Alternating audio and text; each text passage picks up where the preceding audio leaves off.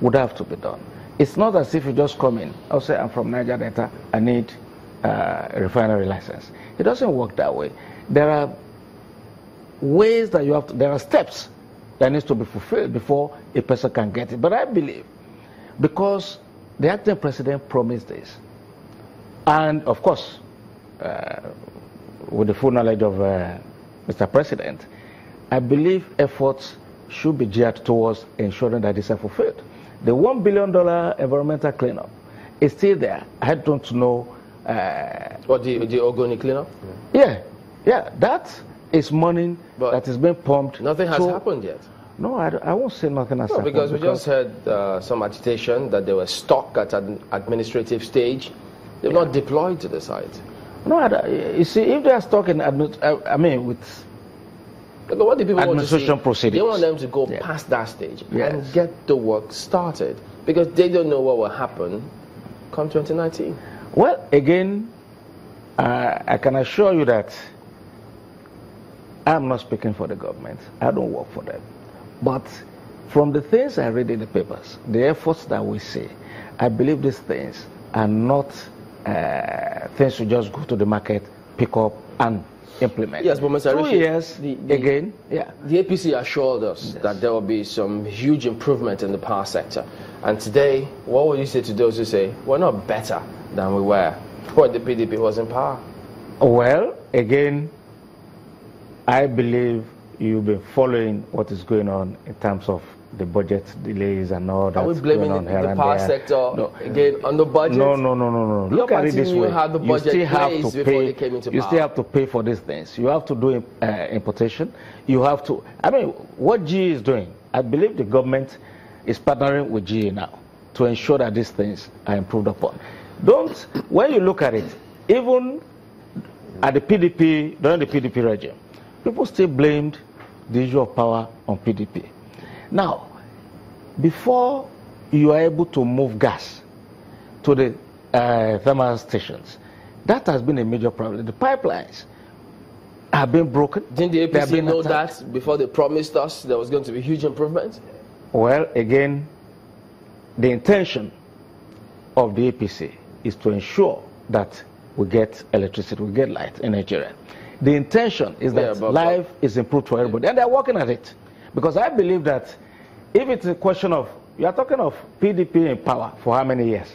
And we are talking of 2 years now. So for us, I believe if we follow the trend, what is going on, and give APC some time to have tangible results to show, in the area that can easily be done, feeding people, giving money out to people, those have, they are in works. It's work in progress, and that is going on. The issue of building power stations, now they're saying, come in, if you can build power, the policy is there. Come in, set up a generating plant, private ones. Come in, set up private refineries. So all these policies are things that were not there in the past. Now it's there, and people are working. Before you can set up a refinery, or before you can set up a power station, you are talking of at least maybe 6 months to 1 year. Even importation will take you 90 days before you order for it. So these things are not, they are not as easy as it appears. Mr. Arishe, yeah. Let me talk to you on the line of politics, and let me ask you a question. And this question, I do intend it with all manner of positivity to come out from this question, because one would think that the APC hasn't really brought anything to the table this time. Instead, it has taken away from the table, and that the acting president, Yemi Osinbajo, is just about the only one man standing for the APC going into 2019 elections. What conviction do you have that people who were initially in the PDP, who left for the APC, won't go back? Well, some people would want to go back. That's natural. It's frustrating. People are looking for, they are believing, because this is a convention that just ended. There's this euphoria in the air.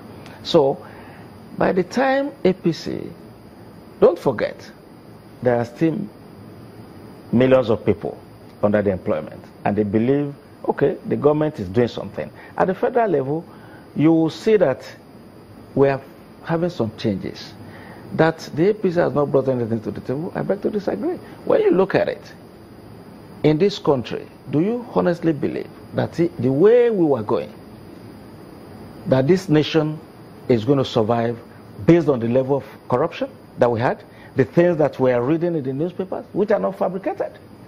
So when you look at it, even in that area alone, that things are not being done with impunity, and there is progress. It's not a thing that can be stopped in one day. You can't stop corruption in one day. But if we do not kill corruption, like people have been saying, corruption is going to kill us.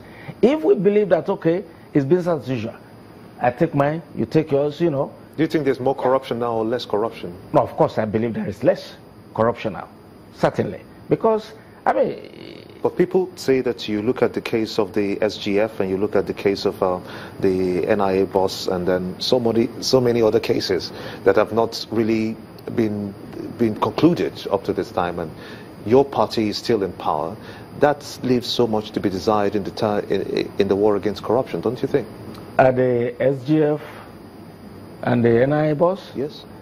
Well, I'm not really totally familiar with. Let me remind you, the reports that ought to have come out from that investigation is still not out yet. Does that give you an idea of how badly the APC is being perceived at this time? But look at it this way. If APC, as a party, and the government in power, if they just say, okay, you have been caught without going through due process, it's another story that we're going to be talking about. You can't just arrest someone and say, okay, you've committed a crime. It has to go to the court. And the court system, we know, is very slow.